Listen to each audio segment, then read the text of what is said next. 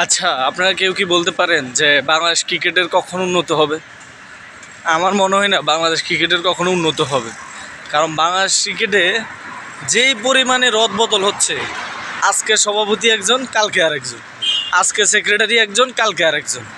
ভাই ক্রিকেটের ভিত্তিতে মানে স্পোর্টসের ভিতরে কেন আপনারা রাজনীতি টেনে আনেন?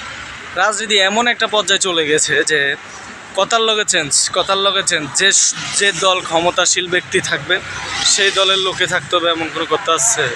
বা একটা নির্বাচন হয়ে একটা কিছু হয়েছে, তাহলে সাথে সাথে ওটা কেন চেঞ্জ করতে হবে? আপনার ক্ষমতা এখন বর্তমানে দেশের প্রধানমন্ত্রী হতে পারে, আপনার ক্ষমতা এখন আপনার দল থাকতে পারে, তাই বলে আপনি ওগুলো চেঞ্জ করে দিবেন? যে কোনো জায়গা থেকে চেঞ্জ করে দিবেন?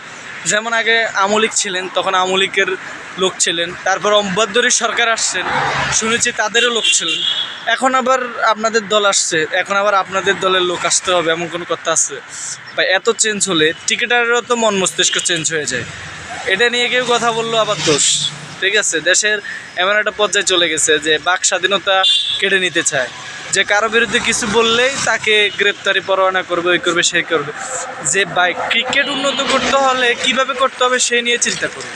আপনার যদি মনে হয় যে না আপনি এটা উন্নত করতে পারবেন, তাহলে আপনি ওই বিষয় নিয়ে কথা বলুন। কেন এত চেঞ্জ করেন? এত চেঞ্জ হলে তো টিকিটারদের মন মস্তিষ্ক চেঞ্জ হয়ে যাবে। টিকিট কীভাবে উন্নত হবে বলেন?